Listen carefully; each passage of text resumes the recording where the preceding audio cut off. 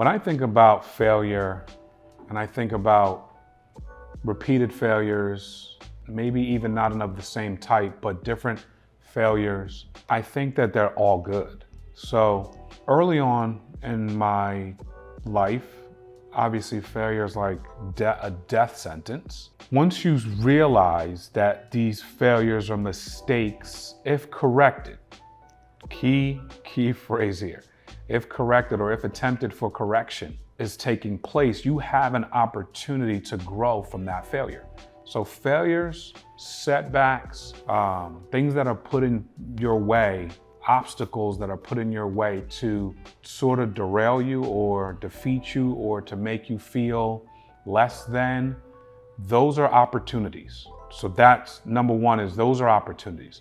And I see those opportunities now that I can rewind and go, oh yeah, I remember when that happened. This is what came out of that. I remember when that happened. This is what came out of that. I remember when that happened. This is what came out of that. And you start to see patterns of what looked like a death sentence, what looked like life was closing in on you, and you realize that that's helped you now adapt in the next season. There's multiple times that look like the case was closing on me and I was able to rebound from the ability to course correct and look at the trial that I was in or under and make a correction. I used to have a bad temper. So I remember going to culinary art school and there was a chef that was just tough. Matter of fact, this guy got off on being tough. I mean, like, loved it. And I was like the guy who I was looking for you to try me with your toughness, Mr. Chef. And he certainly tried me. And I remember blowing up, which is like stupid. Like, I'm 20 something years later, it was very stupid. Now, I learned the lesson quick though, because I had to realize like that wasn't gonna get me anywhere. Him and I had like a mediation session that like we talked, we realized like where faults were. He was still the boss and in charge. He was still my professor / chef. And I had to kind of take this subordinate role, which was good for me. I'm a student and we were able to finish the course successfully. And I learned from that. And I learned like, okay, that was a setback / I would call it a failure, because there's not that many kids that had the flair / temper that I had, at least in that class. So I stick out like a sore thumb. Now, they're not expecting that. They're not looking for that. Nobody wants that. I shouldn't want that. For some reason, I didn't mind it. Well, that means I needed to mature.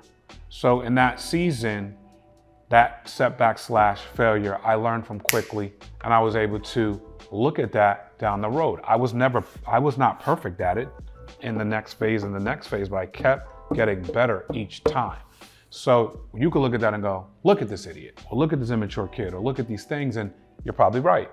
The only problem is you're only looking at this snapshot of what took place. We're always aiming for the finished product. Finished product is always being molded, always being shaped and figured and reconfigured. And you don't have to understand that, but you should understand that. When you think about people you know in your life, they're all going through stuff. They're all being challenged. They're all going through failures. You're going through failures. I'm going through failures right now. But when I look at failure now, based on the amount of times I've been in the fire, I look at it as I'm just being molded, and I'm looking to grow and get to whatever the next level, season, location, success ring on the ladder that's out there for me. I don't have a crystal ball or know exactly how it's all gonna shape out, but I'm very opportunistic when it comes to failure. That took a lot of time to understand. So it wasn't like, even in that example I gave you, it's not like I was triumphant. I was only triumphant because I realized I made a mistake. But that was only in that season. Today, I look at every single place where there was a mishap or a failure, and I go, hey, without those, I could never be who I am now. and I can never be who I'm going to be in the future. So everything is, as the Bible says, all things are working together for your good. The people who are failing the most are learning the most.